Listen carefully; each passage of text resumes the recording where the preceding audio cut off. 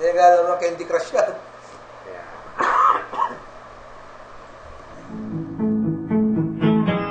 Pinakamataas na NGTS. At siyempre, ayan, pagpatuloy ang ating discussion dyan. Mabuti na lang ang swerte ng bayan ng Los Baños at merong isang katulad ni Consel Norbin Tamisin na talagang, concerned. Hindi lang dahil siya'y public servant, kundi siya'y residente, siya'y user ng, ng public utilities, katulad ng tubig. Ayan.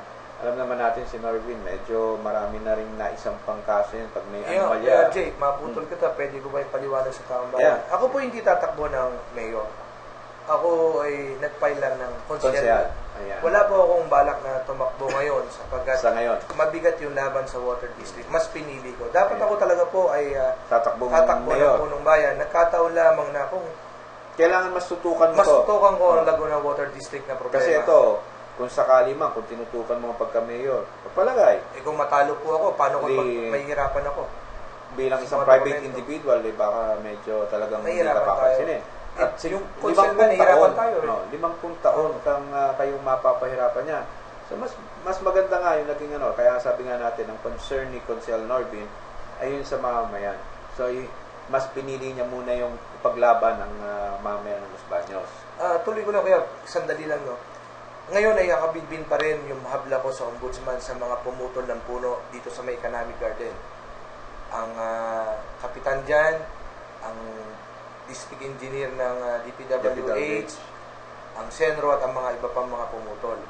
Nakabinbin din yung isa kong habla pa kay Consel J, kung nag-operate ng bar na walang permit at hindi nakarehistro sa BIR. Kung saan ang kapatid niya ang ginagamit para makakuha ng mga dokumento sa kanyang bar. Nakabinbin din po yung ating habla ngayon sa RTC pagdating po dito. At marami po tayong hindi pinapayagan. Lalo tigit ngayon yung LCR na hinabla ko dati. Kuya, hinabla ko na. 1 month, pinayaran niya yan, equivalent to 1 month salary. At siya'y simple misconduct ng tanggapan ng Ombudsman for Luzon. Pero pinipilit pa rin ng ating pamahalaang bayan na magre-retiro na, i-extend pa ang kanyang serbisyo. At ako'y talaga namang karimari-marim ang mga nangyayari sa aming bayan. Kaya pinipilit ko po na isang tabi muna ang ating pagmamahal dun sa posisyon na punong bayan. Kaya mas pinili ko na tumakbo ng konsehal ng bayan at matutukan itong mga labang ito. At pero ito ay nasabi niyo nga, ang TRO ay effective ng 20 days lang. Apo. So after 20 days, bukas po ay may hearing po kami. Nag-file din naman ang kalaban na ang Water District na mali pang TRO at maging motor academic, pero tayo po ay meron din pinadala. Alam mo kuya, sabi ko nga sa iyo, masalimuot, mahirap, magastos, mapanganib ang laban ito. Pero itutuloy ko ito. Kahit umabot sa punto na ang lahat ng opisyales ng Water District ay ihabla ko sa ombudsman ng criminal at administrative. Lahat po yan ipapanagutin natin sa batas. Pero kaya nga, kumbaga sa hindi nyo naman gagawin itong move na to kung hindi naman kayo, kompleto sa bala. Ay, pagdating mo sa pera, wala ho tayo niyan. Hindi naman sa bala. Pero pagdating mo sa dokumentong mapapatunay na sila may mga nilabag. Yun po yung dahilan kung bakit hinihingi ko po lahat ng mga dokumento upang mapag-aralan. Yun din po ang dahilan kung ba't sinasampa natin sa korte upang mapwersa silang ibigay lahat ng mga kailangan natin. At nakita nga po natin, yung 1.5 million na bidding document na dapat sana ay 75,000 na. So, kumbaga sa yung pa lang na sinasabi nila na lahat ng ginagawa nila ay naaayon sa batas. Pero dito pa lang sa puntong to, mukhang sablay na. Oo, at saka yung 30 days na para sa mga bidders, mukhang hindi na-enjoy o mukhang hindi na-enjoy ng pagkakataon. So, pinag-aaralan po natin to. Kung sakaling katigan tayo ng korte, tuloy-tuloy na po ito. Kung hindi naman, ay iaapela pa po natin. Hindi tayo titigil lang at hindi natin nabibigyan ng katarungan ating mga babayan na higit sa lahat lumabas ang tunay talagang pangyayari dito upang malaman ng ating taong bayan ano ba talaga ang dahilan kung bakit kinukuble sa aming lahat ang pagsasabkado ng ating ng operasyon ng Laguna Water District. Baka alam na lang na medyo magre-retaliate o magre-react ang mga taga Los Baños kapag in-open up nila itong bagay. Kuya, gobyerno to. Kung ayaw ng mamamayan, ba't tayo mong sundin? Diba? Ang tagal na dyan. Si Tabanaw, napakatagal na dyan. Hindi na na-improve ang serbisyo. Dapat kung ikaw naman medyo nahihiya sa sarili mo, mag-resign na lang. Ako yun kung ako yun. No, kaya nga sabi ko nga doon sa ibang politiko, kung ikay tatakbo ngayon o kakandidato, o muli kang tatakbo, kung wala ka rin lang nagawang tama sa bayan, maliban sa paggawa mo ng mga batas, huwag mo nang pangarapin pang tumakbole o sumama sa larangan ng politika. Kaya nga, kumbaga sa wala ka naman mayayabang. Wala ka naman magagawa. Wala ka naman nagawa. Huwag ka na nga talagang bumalik. Huwag kang tutulad sa isang konsel na magtatayo na lang ng bar, wala pang permit, hindi pa rehistrado sa BIR. Isipin mo, Kuya RJ, operating a bar is legal, but it's not moral and ethical for a public servant like us. That's one thing I can tell you. Because you're giving wrong signal to the youth. Pero mo naman, nanunungkulan ka, bar pa gusto mo. So, kumbaga sa parang bilang public servant, mag-ehemplo ka. Wala akong sinasabi it's legal. What I'm saying now is, it's moral, yung moral and aspect unethical. yan. Oo, and unethical. Kasi nga, you're giving wrong signal to the youth. Yun ang punto ko lang. Pero, kumuha ka naman ng permit sa susunod pag ikaw mag-ooperate ng kahit anong negosyo. Yeah. Para hindi abusado. Katulad na lang ng yung Laguna Water, magpaalam muna kayo sa taong bayan. Or, bago kayo, hindi ka man magpaalam, ipaalam mo. Ipaalam mo. Para malaman naman ng taong bayan, ano ba? Bakit ba kailangan sa privado? May problema ba? Nalulugi ba? Kasi kung nalulugi yan, bawas-bawasan nyo naman yung mga bonus-bonuses ng mga BOD dyan kung sakaling malaki. Bawas-bawasan naman. At baka imbis na gamitin to para sa pagpapaganda ng operasyon, naibibigay na sa ilang tao. Imagine, Kuya RJ, no offense, man. Bakit ko ilalagay ang kalalagayan o katatayuan ng mga empleyado ang kaligtasan, kalinisan ng tubig inumin ng water district sa 5 BOD at 1 GM lang? Bakit? Sila lang ba pwedeng magdesisyon? Hindi ba pwedeng kunin muna ang panig ng mamamayan? Hindi naman kaya money talks. Ewan ko, hirap kasi hindi ako nakaranas niyan. Ayun lang. Kaya nga minsan, kaya gaya ng mga palagi nating sinasabi, bakit minsan ayaw humarap ng mga public servants sa media? Kayo ba ay may tinatago? So kapag panawagan sa Laguna Water District, panahon na siguro, para, lay down your cards, mag-blood kayo ng mga barahan nyo, pakita nyo kung ano talaga yung intention at kung ano yung, magiging benefit ng mamamayan ng Los Baños para at least maging fair kayo dun sa inyong magiging concession, yung mga makikinabang at isa pa, pakikinabangan nyo. Ito nga, merong isang pagpupulo ng ginanap. Hindi ko alam kung ano yung buong katotohanan ng istorya. Ang sabi daw ni Mayor Beris, sabi lang naman sa akin. Ng Kalawan. Wala naman problema kung isa sa pribado yan. Ipaalam lang sa mga tao, bakit? Para naman hindi tayo parang, alam mo yun, nabibigla ka na lang. Kaya nga maganda yung sinabi ni Mayor Beris kung ito talaga yung nabanggit niya, anong masama kung ipapaalam mo sa taong bayan? Yeah. Wala po ako nakikita. Yun walang dapat ipangamba. Opo, katulad ko po. Nung ako'y nasabihan na pumunta dito kahit ako'y mas medyo inuubo, kanina pa ako ubo ng ubo doon, masama pakiramdam, ang katwiran ko kasi, ito yung pagkakataon na hindi ko pwedeng palampasin. Bagamat mayroong mga dyaryo lumalabas, may mga Facebook, iba pa rin po yung naipapaliwanag ko sa taong bayan, opo, na ito ay hindi politika. Kaya nga po wala kayong politikong kalaban. Wala. At hindi po ako tatakbo ng mayor, kaya ako po ito ginagawa. Para malinaw lang. The usual. The usual lang. Tayo po ay tax user, taxpayer, water user, at sa lahat, ibinoto po tayo ng taong bayan para maging lehitimong representante sa anumang gawain o pakipag-ugnayan sa bawat ahensya ng gobyerno, maging pribado man ito. Yun po lang ang ginagawa natin.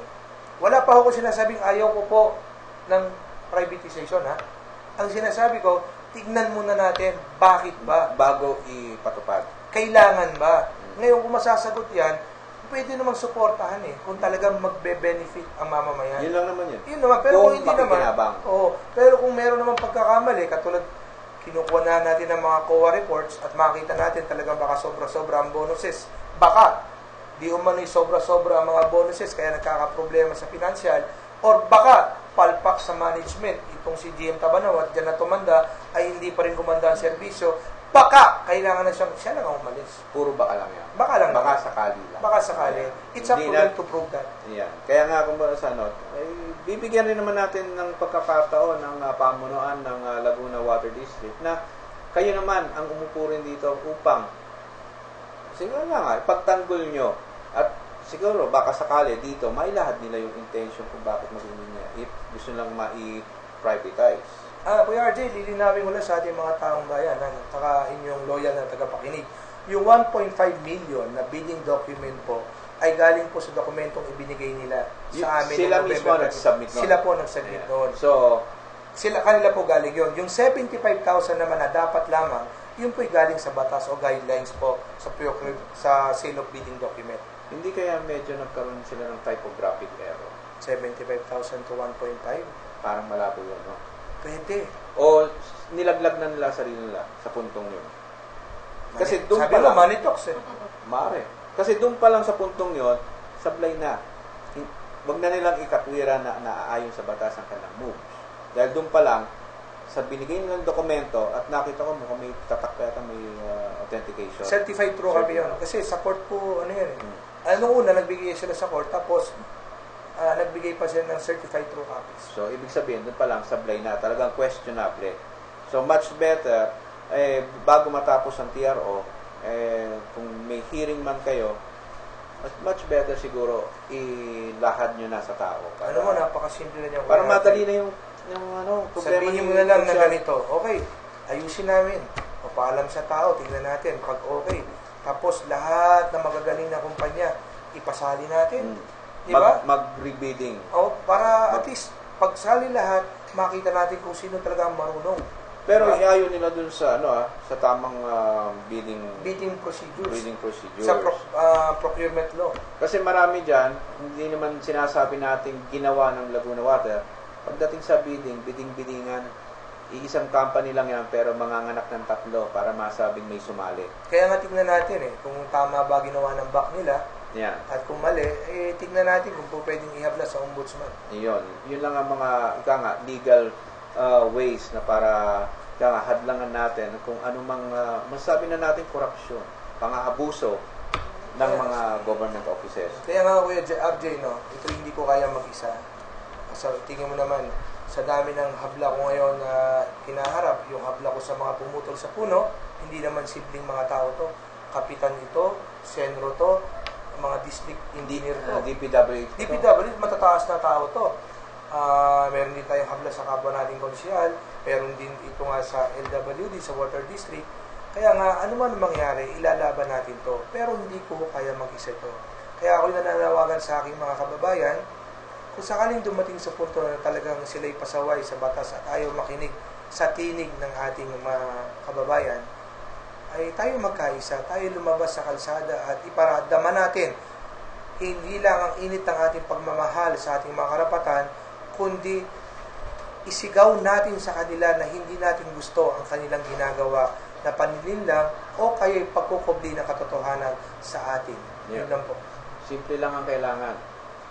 Kahit kahit saan natin tingnan, kahit sa isang samahan o sa mag-asawa o saan man, ang kailangan, isa lang naman hinihingi ni Consul Norby, transparency.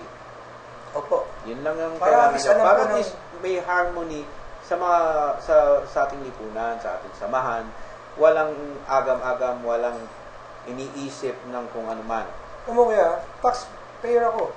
Ang laki ng tax ko. Saan yung dinadala yan? Yeah.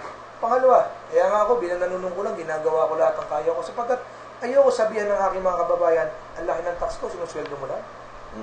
Pangalawa, water user ako, pamilya ko, kaibigan ko, kayo, pag napunta kayo ng Los Baños, baka kayo mapatira. Ang tanong, gusto nyo ganito?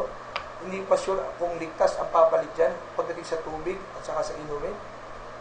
Ang tanong pa, bakit ba talaga kailangan ulit itago ito sa taong bayan? Yeah. Yun ang malaking question doon. Napakadali naman sabihin yan. Pag sila sa amin, pag may problema, gumagawa kami ng ordinansa, pinapahiram namin ng pondo para makapaglagay lang ng tubo sa ating mga kababayan. Diba? Tumutulong kami sa kanila. Wala silang magagawa. Masasabing hindi namin sinusuportahan. Pero mo, kanina sa water user, di ba? Sa taxpayer. Ngayon, ang tanong naman, bilang halal ng bayan, paano pa ako harap sa aking mga kababayan kung hindi ko kaya ipaglaban? Manalo o matalo, ilalaban ko to. Kahit saan.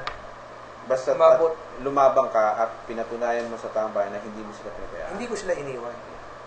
At hindi ako nagbubutas ng bangko. Ilalaban ko to kahit saan umabot to. Okay. So, Consel Norvin, meron pa tayong ilang minutong natitira.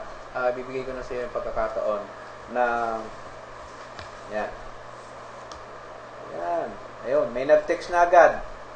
Yan ba dahilan bakit ayan, hindi maintindihan yung text. Ayun. May nag-text yan. Ayun, alam ko na kung saan galing yung text na yan. Galing Kapitolyo yan. Yan ba ang dahilan kung bakit pumunta ng London itong si Governor, si Attorney Dulce, at yung iba pang mga staff ng Kapitolyo, sponsored daw ng Laguna Water. Ayan, unti-unti nang lumalabas. Sandali ha. Magkaiba ang Laguna Water sa Laguna Water District. Laguna Water at magkaiba yung Laguna Water District. Magkaiba yun ha. Okay. Ang Laguna Water District yun nasa Los Baños. Yung Laguna Water, nakita ko kasi sa Santa Rosa yung gumagawa ng drain, na parang may training silang ginagawa. So magkaiba yun? Magkaiba yun. Okay. Actually, yung Laguna Water, hindi nila sinama sa bidding. Kasi inawardan lang nila yung Consortium of Equiparco Construction Company, Twin Peak Hydro Resources, Metropac Water Investment Corp. Yan po inawardan nila. Ang tanong, sino nagmamayari ng tatlong kumpanya nga? Yung isa dyan ay ang minor partner ay parang sa minority na sinasabi nila ay si Manny Pangilinan ba yun? Manny Pangilinan. Oo. Okay. Tapos yung isa dyan yung sa butuan na nagka-problema, kaya binibigay ko para ma-research nila, Consortium of Equiparco Construction Company. Nagka-problema yan? Basta isa dyan. Yung isa dyan? Twin Peak Hydro Resources, Metropac Water Investment. Okay. So, ika nga, pati yung mga bidders, maanumalya pa rin. Yung isa doon. So, hindi natin itutukoy kung alin man doon yung ano. Basta nagkaroon ng konting problema noon sa butuan. Okay, doon sa texture natin yon, butit nagkaroon ng paglilinaw. Ang Laguna Water ay magkaiba sa Laguna Water District. Pero yung pagpunta sa London, alam ko, may niluto yun sa Laguna Water. Kung ano man yung, ika nga, napakatagal na usapin din yun. Hanggang sa nauwi sa pa-bonus. Ayan. Anyway, mabalik tayo sa Laguna Water District. At ibigay natin ngayon ang pagkakataon kay Consel Norvin upang ibigay ang kanyang mensahe at sa ating mga kababayan dyan sa bayan ng Los Baños. Sa minamahal ko mga kababayan sa Los Baños, alam ko po na may ilang empleyado na nagsasabi na sana'y huwag ko nang pakilman upang sila'y mabayaran na. Tama po kayo doon. Pero mas marami po maapektuhan na empleyado rin po mawawalan ng trabaho sa gagawin nilang pagsasagupado o pagpaprivatize. At higit sa lahat, yung mga mamamayan natin, mismo kayo rin, ay maapektuhan sapagkat magbabayad po tayo sigurado na mas mataas na singil. Ngayon pa lang po, pag nakalampas ka ng due date 10%, pag naputulan ka, magkano na kagad? Napakaraming bayarin na po. Dapat po sana ay siguraduhin muna natin na may kakayanan yung mapipili nilang company. Dapat po ligtas at maiinom talaga na finally talaga ang tubig ng Laguna Water District upang hindi na tayo bumibili pa ng mineral water sa labas. Pero ano't ano man, bago ho gawin ito, ipaalam muna sa atin upang malaman natin ang kadahilanan bakit ba isa sa pribado ito. Kailangan ba talaga? Sino ba talaga ang may kasalanan? May mismanagement ba? O talaga lang tawag o pangangailangan ng panahon na kailangan na talagang baguhin? Yun po ang inihiling ko sana'y maunawaan nyo.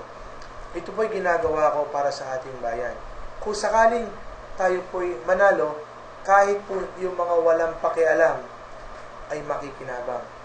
At kung tayo po'y matatalo, sasabihin ko po isa lamang sa inyo, hindi po natin sinuko ang laban, itutuloy pa rin po natin hanggang saan makarating ito. Yun naman po. Maraming salamat. Okay, so maraming salamat, Consel. At sa pagkakataon to, sana isang eye-opener sa ating mga, lalo sa mga taga Los Baños. samahan natin si Consul Norbin Tamisin sa kanyang, eto na lang, kahit dito na lang ninyo siya samahan dahil kapakanan ninyo nakataya dito. Ang laban niya dito sa Laguna Water District. Yan. At magbabalik ang Serbisyo Balita live online makalipas ang ilang mahalagang paalala.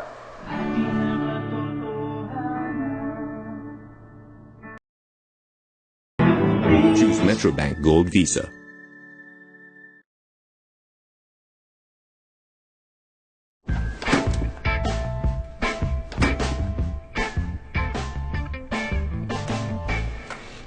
PC does what?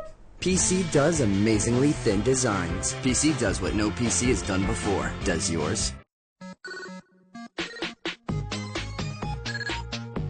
Bring home the classics. Get a Coca-Cola glass when you add 29 pesos to any meal. Collect all 6. Only at McDonald's.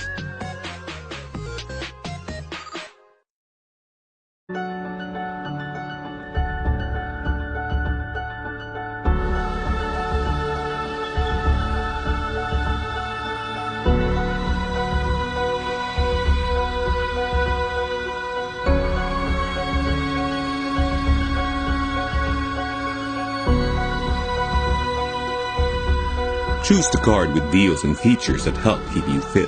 Choose the bright life. Choose Metrobank Gold Visa.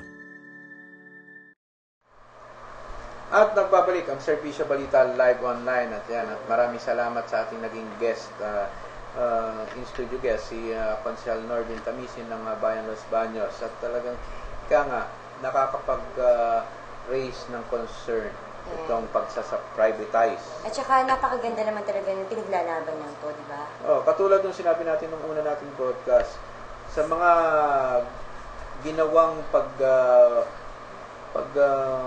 pagsasampa ng demanda o reklamo nito ni Consul Norbin Tamisin, dito lang natin siya hinangaan at full support ng Serbisyo Balita live online dahil ito yung ang kapakanan ng mamayan ang nakasalalay dito. Palayang biruin mo 50 years na hindi nila malaman kung ano na ba ang mangyayari pag gising nila sa umaga. Baka yung dating 120, 150 na halaga ng kanilang sinisingil, maging 300, 500 na. So tama lang na itong ginagawa ni sa mga Consul. public servant, sa kanya lang talaga natin nadinig yung pakikipaglaban na yan, di ba? Oh, ang dami na nating bayang lahat ng alam. public servant tahimik sa issue. Ayaw pag-usapan yung mga issues, ayaw gumawa ng reklamo. Oo. Yan. Lalo na yung mga bukal, mukhang tahimik sa issue, di ba? Mukhang pag nagse-session, pag yan ng topic, mukhang lumalayo. Pag sensitibo ang mga issues, Lumalayo na yung sa Kapitolyo. nag-iiba sila ng venue para pag-usapan. Malaman mo na nagkaayusan na. Ewan ko. Pero kaibigan din naman natin yung mga bukal na yun. Hindi naman natin- Kaya hindi naman siyempre, natin- kailangan din malaman ng buong Lagunense kung ano ba talaga nangyayari, di ba? At saka hindi naman natin sinabi na Oo. actually na yung mga bukal ng Laguna, may mga bukal ng ibang lalawigan na gano'n. May mga sangguniang panlalawigan. Kahit naman sa Senado nangyayari yan eh. Hindi, saka dito lang nalaman din ng mga viewers natin. Kasi pumutok talaga na lalaban si Primera Konsehal Norbin Tamisin na mayor. Buti lang naklaro niya dito, di ba? Yeah, at least once and for all, for the record, hindi siya lalaban ng mayor. At least, mas inuna raw niya muna labanan ng Laguna Water District bago ang lahat. Pero may joke lang ako. May joke lang ako, di ba? Mukhang yung tapang ni Consi medyo nabawasan kay Glenda lang. Yun. Hindi siya nakaporma kay Glenda. Oo. Yun lang ang hindi niya kayang kasuhan. Si Glenda. Yan, naubo tuloy si Consi. Siguro, tama nga. Si Glenda lang ang hindi niya kayang kasuhan. Linawin mo kung sino si Glenda. Yung kapatid ni Habagat. Oo. Kahit ilang puno ang itinaksak doon, hindi kaya. Medyo di umubra yung tapang ni Consi. Hindi ka kayanin. Yun lang. Kaya nga, kapag force of nature, paggawa ng nature, talagang walang magagawa doon. Yan. Kaya ang paglalaban na lang ni Consul Norbin, yung karapatan ng mamamayan at ang kanilang kinabukasan. Mukhang magte-trending itong segment natin. Sigurado bukas, mainit na pag-uusapan Lalo yan. na sa Los Baños. Yan, isang magandang gabi nga pala sa mga miyembro at mga members ng Laguna Los Baños Los Group. Baños Group. Oo. Magandang gabi sa inyo. Huwag yung tatanggalin na pag nag-share ako. Gandang gabi kay Kay paring Batoy. kay Parang Batoy. Hindi naman niya tatanggalin yan, tiyak. Dahil Hindi, ito, kapakanan naman informative ng kasi ito. kapakanan ng mamamayan to. Hindi lahat ng mamamayan kasi ng Los Baños nalalaman kung ano yung problema na idudulot ng privatization ng Laguna Water At District. syempre, para maging balanse tayo, open naman ang studio natin, mag-guest. Mag-guest kayo. Yung Yung manager, general manager ng Laguna Water Laguna District. Water District. At syempre, si Consul J. Relusa, pwede rin siyang No, mag-guest. pwede kayong tumawag sa aming himpilan 049-545. Pwedeng sabay, face off, di ba? Kasi para sa natin kaibigan. Mukhang di ba? maganda yun. Si Konsehal J. Abangan Relusa niya yan. at si Primera, Abangan yan. Konsehal Norbin Tamisi, Yan. di ba? Pwede naman magsabay. Pwede Kasi sila para sa magsabay. natin kaibigan yun. Face off. Huwag lang mag-aaway yan. Hindi. Dito. Magpapadala muna raw si PD sa ligaw ng isang Kailangan natin 6x6. escort. Hindi. Yeah. Mababait naman parehas. Oo. Para siyempre, Oo, at least parehas matalino, parehas matapang, parehas mabait. dahil dito sa Serbisyo Balita Live Online, sabi nga dun sa aming station ID, dito lang ang katotohanan. So, dito nyo lang malalaman kung ano talaga ang totoo. At Pero wala na ang ganda-ganda na face off. face off. Ayan. Abangan nyo yan. Uy, happy viewing nga pala kayo ng Consul John G. Oliva. Sayang. Nabalitaan namin. Basta pero bisitahin pa rin natin yan si Consul John G. Anyway, you did your best bilang isang public servant. At sana, bata ka pa naman eh. Malay Kaya mo, pababalikin pagdating pa rin ng yan. araw, at babalik si Consel Oliva. Kaya nga, pag medyo handa na, askusuin niya muna raw yung kanyang farm. At wala na tayong oras. Oo, siya, batiin ko lang yung mga nakabig sa atin ngayon. Happy viewing kay Miss Ina Cartagena, Kapitan Joel Raala ng Barangay Don Jose, sa Maraming Ross salamat. City, kay Kapitan Toti Tupe Diktado ng Thank you Barangay rin. Kaingin. And happy viewing din kay Grace Mosca na nasa Saudi ngayon. Thanks to Tita Ellen Kempis. Hi to Nanay Jelay. Ito po ang inyong lingkod, Larry Barilo. Nagsiservisyo sa bayan. Dito lang po sa Serbisyo Balita, live online. Hanggang sa muli, see you tomorrow. At sa ating mga kababayan sa iba't ibang panig ng mundo na palagi nakasubaybay sa aming programa, ay bago tayo magpaalam, commercial muna. I love my Centro. She makes me complete. Ayan. At sa mga paalala lang doon sa mga dito sa Laguna Water District, bukas ang aming himpilan at ang linya 049-544-4662 kung nais nyong ilabas yung inyong version ng katotohanan. Yan. Hindi namin kayo pipigilan basta't makipag-ugnayan kayo sa amin. Ito po ang inyong lingkod, RJ Salgado, na patuloy na sa serbisyo para sa bayan. Dito lang yan sa Serbisyo Balita Live Online. At bumabati sa inyo ng isang napakagandang gabi, Pilipinas.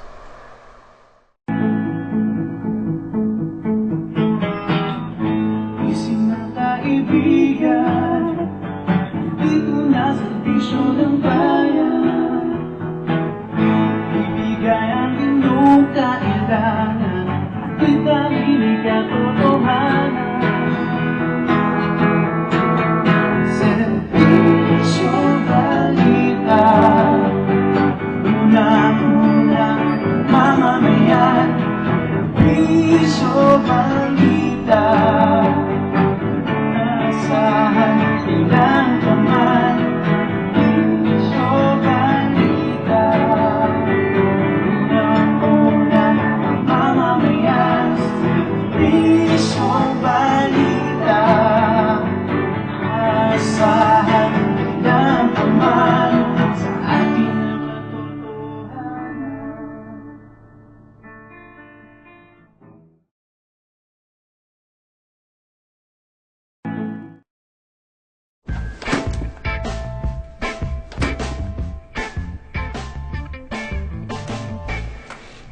PC does what? PC does amazingly thin designs. PC does what no PC has done before. Does yours?